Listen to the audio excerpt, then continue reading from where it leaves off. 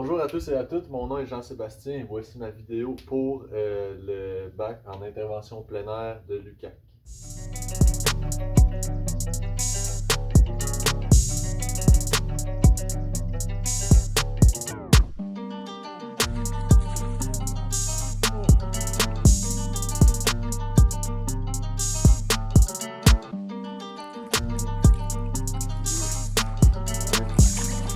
Yeah! Donc comme vous pouvez le constater, le sujet aujourd'hui ça va être la pêche. Donc moi-même je suis un pêcheur, je pêche depuis que je suis tout jeune et puis c'est l'activité plein air que j'ai le plus pratiquée dans ma vie. Et puis au fil des années, j'ai pêché à travers le Québec, le Canada, sinon à l'extérieur du pays.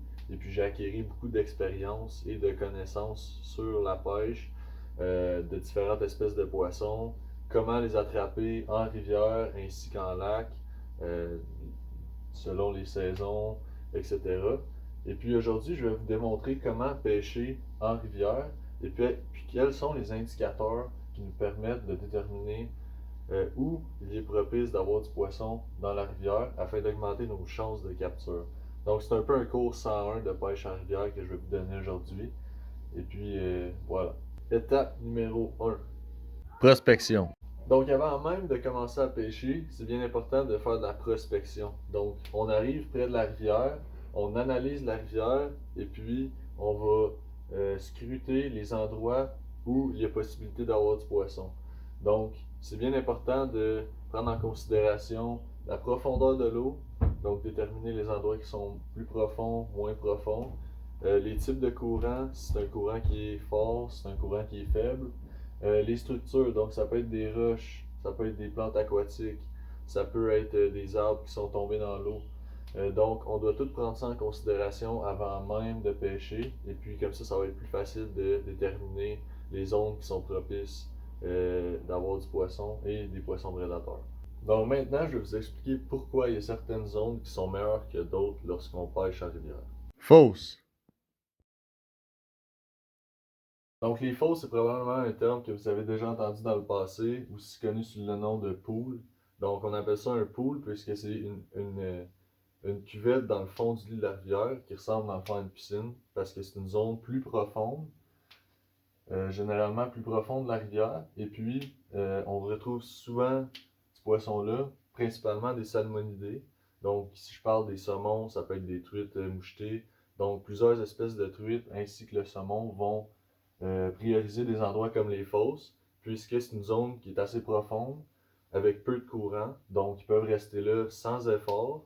Et puis quand il y a de la nourriture qui descend la rivière, naturellement, ils vont avoir accès à cette nourriture-là facilement, sans vraiment avoir à faire d'efforts pour se nourrir. Donc ce sont des zones vraiment à prioriser quand on veut pêcher le salmonidé.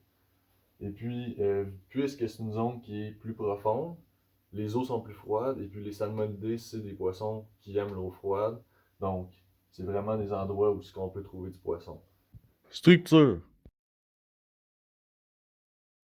Donc, les zones de structure, ici, je veux dire par structure les zones rocailleuses, sinon les plantes riveraines et puis les arbres qui sont tombés dans l'eau, sont des zones qui servent d'abri pour le poisson fourrage, donc les poissons, les petits poissons qui servent de nourriture pour les prédateurs vont se cacher dans ces endroits-là pour éviter de se faire apercevoir par les prédateurs.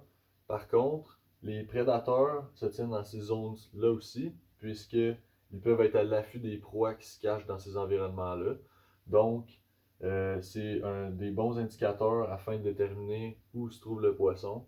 En général, en rivière, les poissons qui vont se retrouver dans ces régions-là, ça va être les carnassiers. Donc, je parle ici du brochet, de la chigan à grande bouche, à petite bouche, ou bien le doré.